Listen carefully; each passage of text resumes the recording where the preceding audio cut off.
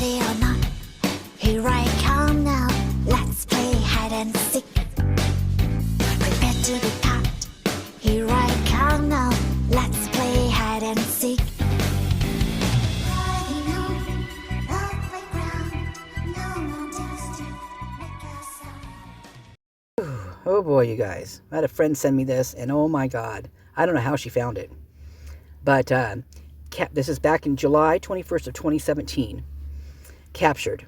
Teens wanted in Idaho murder of Pullman man. Moscow carjacking, arrested in Washington.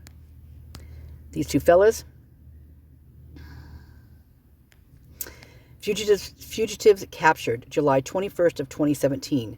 Teen murder suspects Keegan Tennant and Matthew mcclure were arrested and booked into the Ferry County Jail on Friday. The sheriff's office says that both suspects are being held in consideration for local charges and extradition to Idaho. Fugitives wanted in Latah County, Idaho, July 21st, 2017. The Latah County Sheriff's Office is asking for the public's help to find two homicide suspects. Detectives are searching for Keegan Tennant, pictured on the left, and Matthew mcclure, who are believed to be armed and dangerous. They might be driving a white 2002 Pontiac Grand Am with Idaho plates IBX 8758, taken during a carjacking in Moscow last night. Investigators from the Pullman Police Department are assisting in Latah County Sheriff's Office and the Moscow Police Department in locating the two men police say are responsible for the recent shooting death of an 18-year-old Pullman man in a wooded area near Troy, Idaho. Police say Tennant is the adopted son, wait for it, of Pullman PD Commander Chris Tennant. The department posed a statement on their Facebook page saying, Commander Tennant has not been in regular contact with Keegan, but is actually assisting investigators attempting to locate Keegan so he can be taken into custody.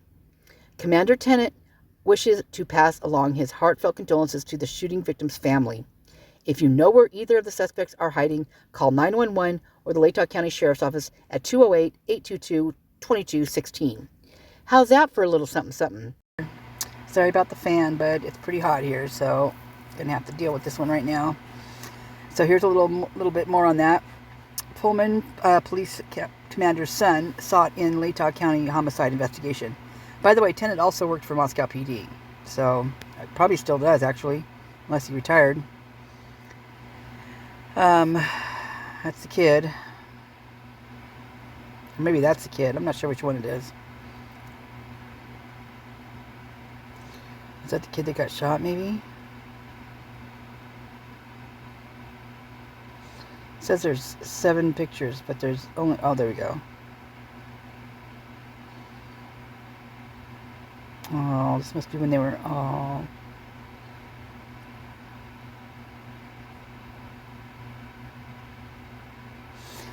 Okay, so these are...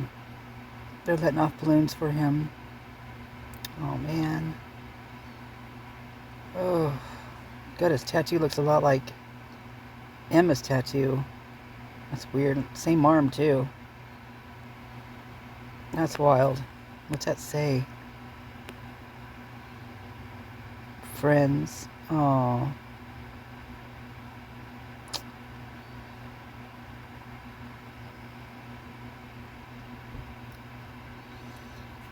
All right.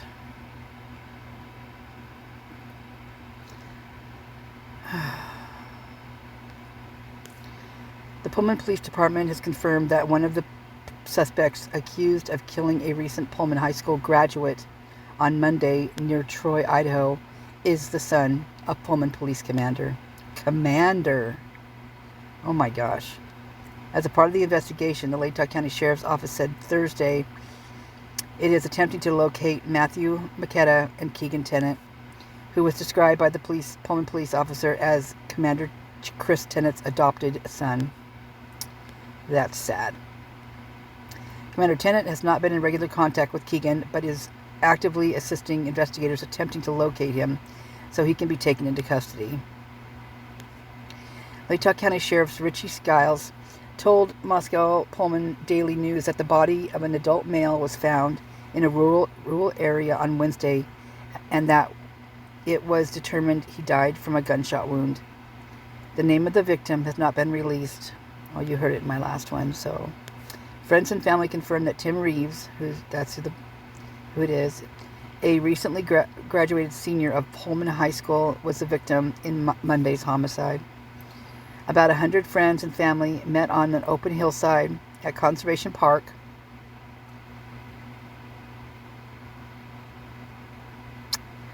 on the outskirts of Pullman on Thursday evening to memorialize Reeves and come to terms with his death.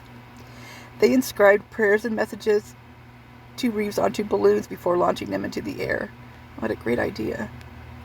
Except for the pollution part of it, but it's still a good idea.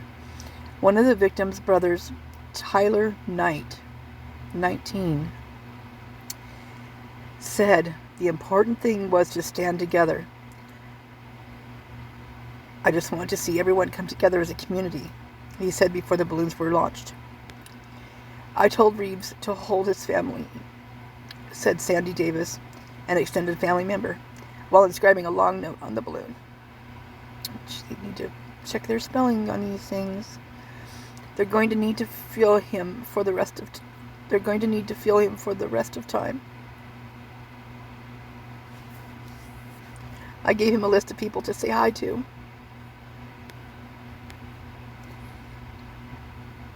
Tennant and McKenna are believed to be armed and dangerous, said Sheriff's Office said in a news release. They may be driving a stolen white 2002 Pontiac Grand Am with Idaho license plates number IBX 8758. Deputies asked anyone with information related to the two individuals to contact the sheriff's office. They also asked the public not to approach the pair if they are seen, call 911. You know, you guys, I'm a little emotional today. I woke up this way. It's just been one of those days. But,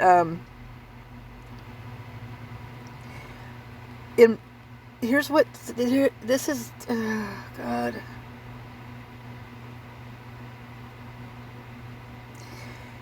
From what it seems, they're teaching them this. These good old boys are teaching their kids to be good old boys and girls. That's just how it seems to me. Doesn't, what the apple doesn't fall far from the tree, even if they are adopted, because they still see and feel and witness all the stuff and absorb the teachings and visualize what their elders are doing.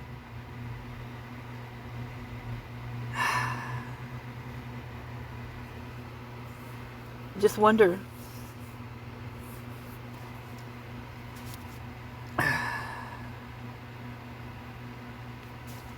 I just wonder what they're going to learn from this with the deaths of Kelley and Maddie and Zan and Ethan. What have they been taught through their parents and their elders, their friends' parents, their peers? Oh, it just hurts to think about it. Because they're seeing this in real time for as long as this has happened. How long has this been going on?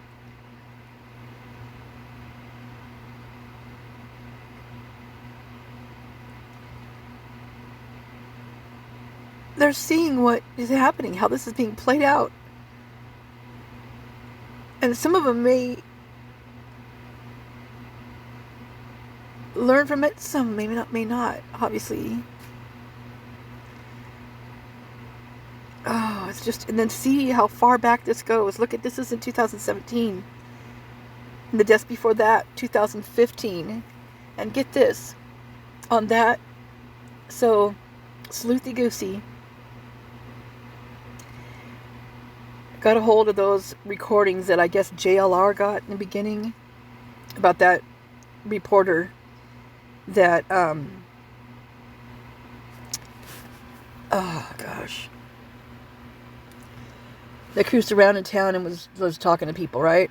Well, some people that they were talking to, that he was talking to, was the James Curtis Leonard.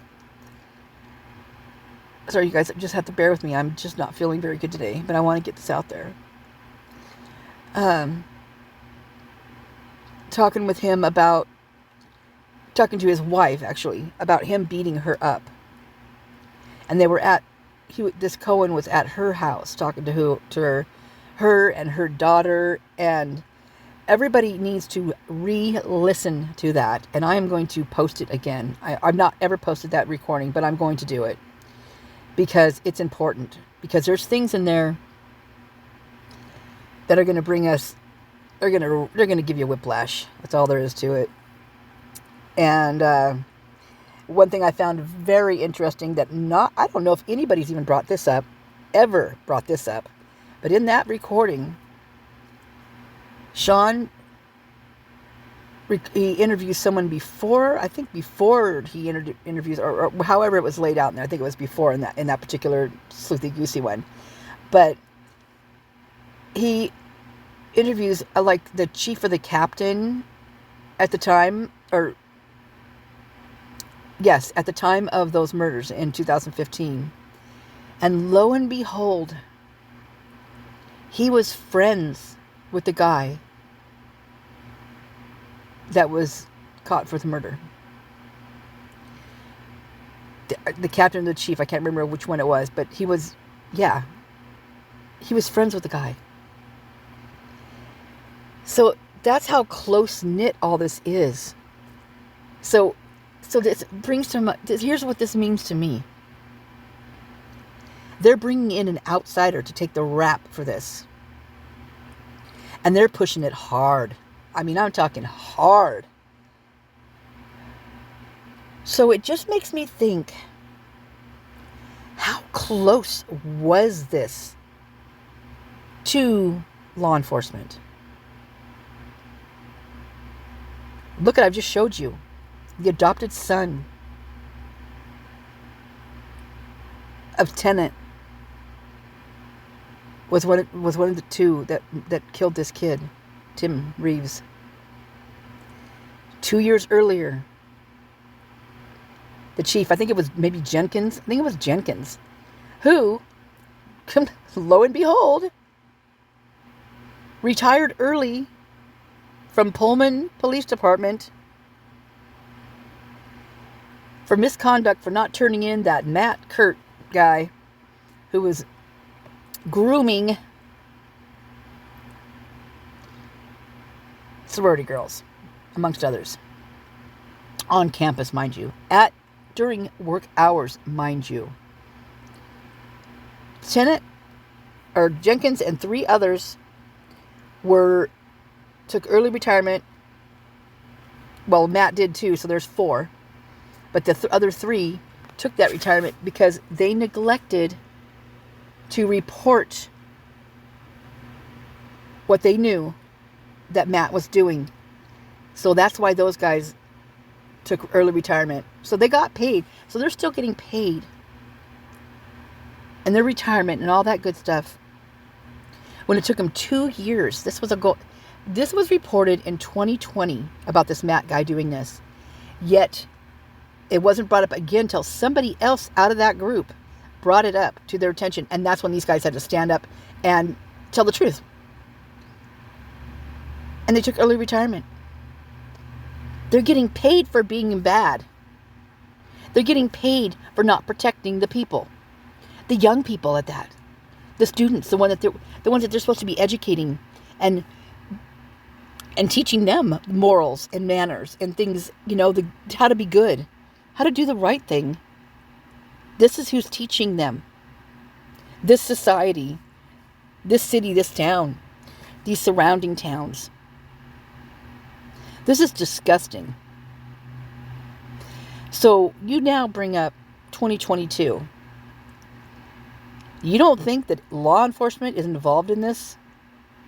Because they're pulling out the stops to bring in an outsider to take this on an outsider doing this. Look at the past. Follow the footprints. Back it up. Walk backwards, backwards, backwards, backwards, year after year after year. What's involved in it? Who is this wrapped around? Let me tell you who it's wrapped around right now. Law enforcement. And the university. Covering it all up.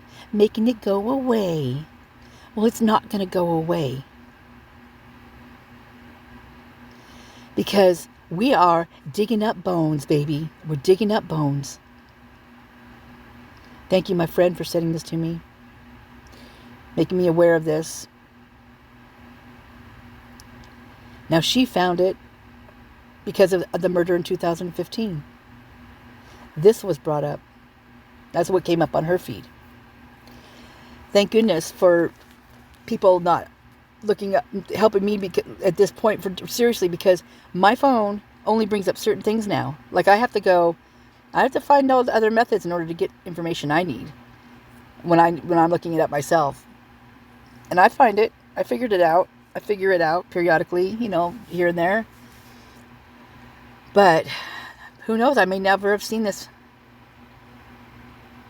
Now I see it. It's coming up right and left, but it never came up before when I was looking up those. When I did that video on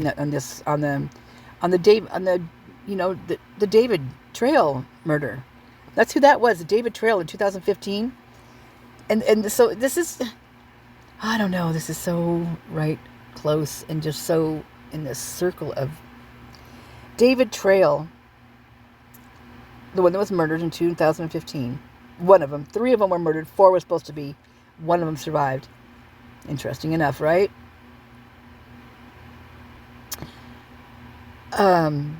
David Trail is a Sigma Chi alumni. In fact, he is the one that funded the last Sigma Chi house that the guys are in right now. That's David Trail's doing. In fact, his family, the rest of them, they're taking care of it now. So you'll see on their videos in Sigma Chi, you'll see the other trails. The brother or the son of David, he's stepping up to the plate now, and he's, standing up for the Sigma Chi, doing the alumni thing, funding for the house and for whatever they need. I'm not sure how that all works. I don't think I want to know. But they're still there. They're still standing up, bucking up the bucks, feeding them full of money and just letting it rip, I don't know. I don't even have to, right now I really don't even know what I had a really rough night. I'm really dizzy right now. I'm not really awake. I don't feel like I'm going to wake up today. It's like one of those days where where you just don't, everything feels kind of floaty. That's how I feel today. So if I'm just talking in circles to you, that's what today's going to be. But these circles all intertwine as I'm seeing, as it's going down. And this one is no different. This year, this 2022 is no different than the rest of them. They're just trying alternate methods of who to blame for this. Well, I guess they forgot to,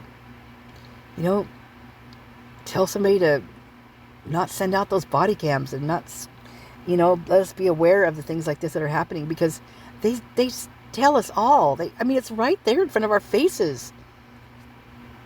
Right there on a cop's body cam. Not once, not twice. Well, there's several of them. It's, and 2 of them, 3 of them actually on the same night and morning. And God only knows how many others are out there. I think we should start just ripping into these, trying to get these body cams. I think that would be, they got to give them up, right? There's so much more out there we haven't seen yet. It's probably, oh my God, can you imagine what's on all those body cams out there? The amount of corruption that we haven't seen, and we've seen plenty. Whew. Well, this isn't the only video I've got after this one. I've got more, but I'm going to let this one go as it is because I really don't feel good. So, love you guys. I'm going to just lay back down again. Yeah, not good today. Love you bunches. Hope you guys' day is doing well, and I think I'll feel better later. Hopefully I will. I was not good yesterday either, so. All right, here we go. It's all for you guys now. Can't wait to read your comments on this one. Thank you for all your comments on the last ones. That guy really bothers me. That Olin, he bugs me bad. And they let him off with a slap on the wrist. In fact, they knew who he was and what he was doing, and they slapped an ankle bracelet on him and told him to get a monitor of some kind. Well, how is he going to get out of, if he's from Pullman, if he was in Pullman at the time, an ankle bracelet to make sure they knew where he was, and he ends up in Moscow? Is that the address that he gave them? What address was it? That's what I want to know. Because it looks to me like he was over on King and Queen. And was not incarcerated. Was free to walk about the streets during the time of Idaho4 murders. Just thinking out loud. Again.